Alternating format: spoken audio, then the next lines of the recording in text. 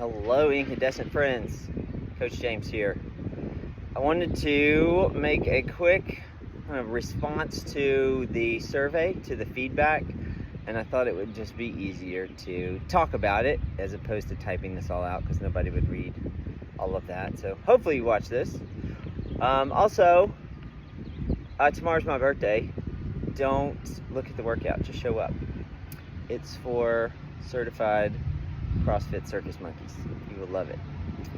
Also, the reason I'm down the street sitting in front of the empty piano building is because thankfully our gym is full of people, which is great all the time. But I couldn't find a quiet spot to be to do this. So if you've never taken a look inside the piano building, join me in my secret prayer to acquire this building somehow. I don't know, in the next 10 years. It's just one giant room in there, and it's huge, and it's awesome. And the parking lot over here is awesome. And there's garage doors on the sides for opening up for ventilation, all the things. So, anyway, in response to the survey, a couple of things I wanted to just talk through. One, the number one thing that got the most response and the most input about, of course, was the cleanliness of the gym. And so I think everybody's aware. As far as downstairs goes, when the garage doors open, the battle against the dust it's next to impossible to stay on top of it. And then this is not a complaint, this is a statement that, the coffee chaff, we get a lot of that in, which contributes to the dust. So if you notice in between, cold weather when the garage door doesn't open very much versus when the door stays open all day, every day, it's remarkable. And the fastest way to tell is how quickly the dust builds up on the equipment. So in the summer, when the doors open, I try to wipe down the rowers, the bikes, the skis, the ergs, with a wet rag. Probably every 2 weeks, because I just get to where I can't take it anymore. But in the winter, I only have to do it maybe once, across like a 4-month stretch. So I have investigated cleaning services. Josh has used them in the past. There are a lot around.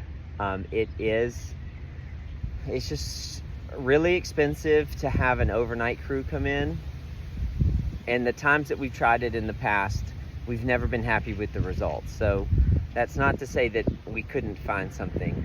But I also am just aware of, as soon as I mop,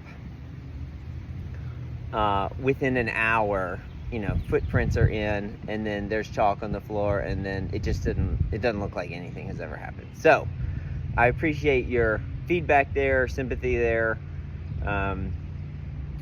Definitely aware of it. I'm trying to kind of figure out a time in my week where I can mop a second time, on maybe like a Tuesday. I always try to get it done on Fridays or Saturday afternoons. But I might have some help there. More info to come on that soon. The second part, of course, is the upstairs. So I pay the lease on the lobby and the bathrooms. Dustin pays the lease on, the roasting in his storage room. But that means that CrossFit Incandescent, therefore me, is the one responsible for the bathrooms. So I try to deep clean the bathrooms twice a week. But especially since we've been sharing space with the baseball crowd, I'm at the gym from 4:30 a.m. till usually mid-afternoon. And the baseball folks typically don't show up till mid to late afternoon. But between our new addition of those friends, who are quite welcome, and the landscapers, and the guests that the coffee guys have in, I don't think I'm exaggerating when I say the lobby can facilitate, 200 people through it in any given day. And that means, that many potential people using the bathroom. And well, guess who's responsible for cleaning the bathrooms? Army of one here. So I do try to, in between like my designated, Tuesdays and Fridays cleanings, if there's something awful, I definitely try to deal with it on the spot. But if there's something, out of the ordinarily gross and I don't catch it, just let me know. Or, in community spirit, use that toilet brush. Okay, so that's the cleaning. I just wanted everybody to kind of be aware of all the things that go into it. Programming, that was the second kind of big comment area. And the comments were, of course, all across the spectrum. From, I love this, to why do we do the things we do? And my input on that is, if you look at the grid, one of the things that we learned in our L2 class, was really cool, was how to write your own programming. And what you would do is you take this, there's this huge Excel file that somebody in CrossFit built, and it has every movement possible and every body part that movement uses, and it lets you visually kind of lay out the body muscle groups that you're addressing, make sure you're not overdoing certain things, and trying to make sure in the big picture you're not leaving any major movements out or any particular movements out. For instance, I've heard comments that we haven't done pistols in forever, single leg squats. So the way that I approach that is, I feel like the Mayhem programming that we follow has been overall really fun and really good and really challenging, and there's always ways to scale it.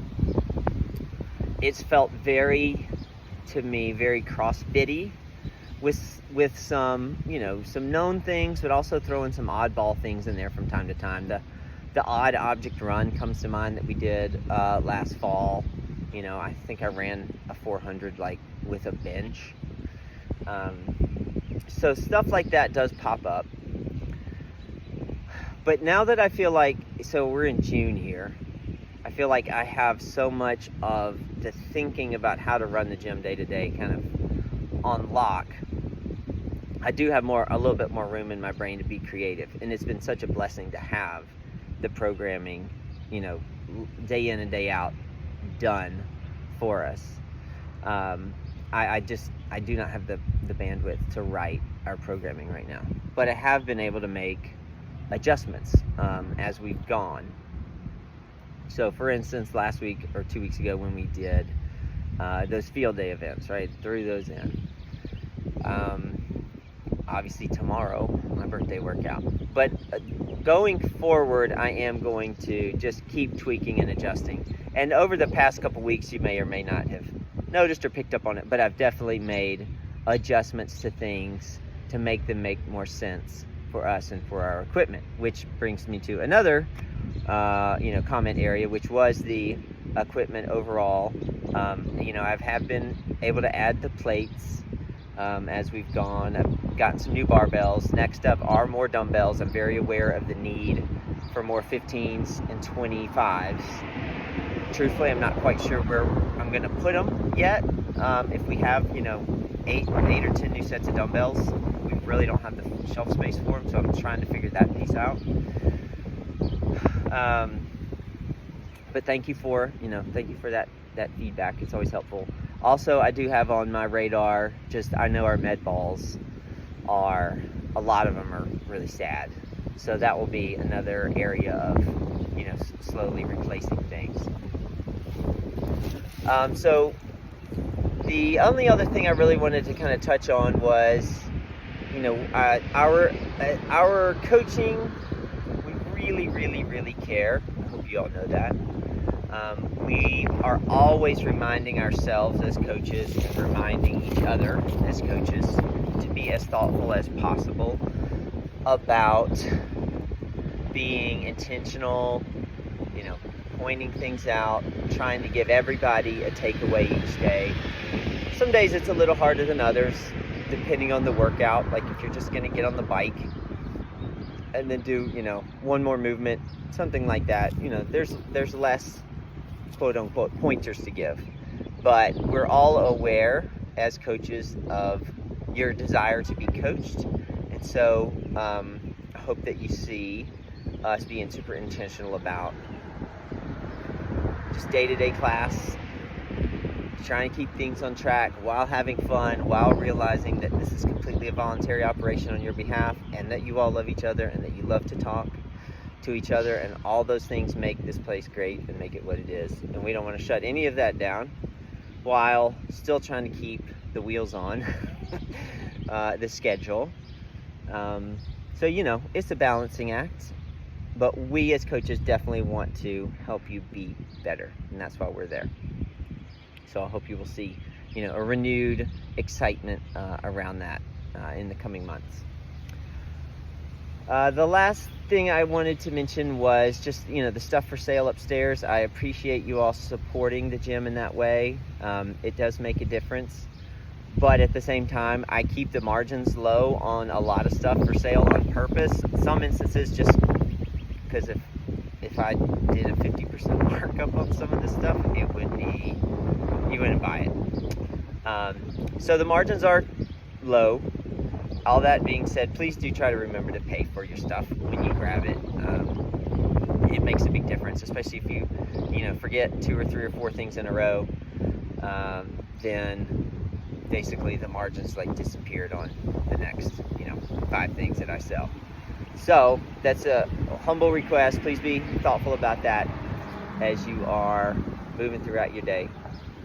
But otherwise, it feels like things are going great at CrossFit Incandescent. I continually am so proud of how you all get in there, sweat, make a difference in your own future. I do have some ideas for the fall. I want to get Meredith Delamar back over here and run another nutrition summit. She's got a really cool new program that is not a huge commitment on any one person's behalf, but gives you a lot of food for thought on the nutrition front. You might have met Bryce. Bryce is going to be shadowing around and helping out with some classes here and there from just a support perspective. He's a long-term Franklinite, new college grad in physical or exercise science. So he's interested in learning more. So he'll be around. And if you've stayed this long, I appreciate you and all the things that we have, you know, going on, trying to make it better. Appreciate everybody taking time to respond to the survey. I don't know what else to tell you. I love you. See you on the floor.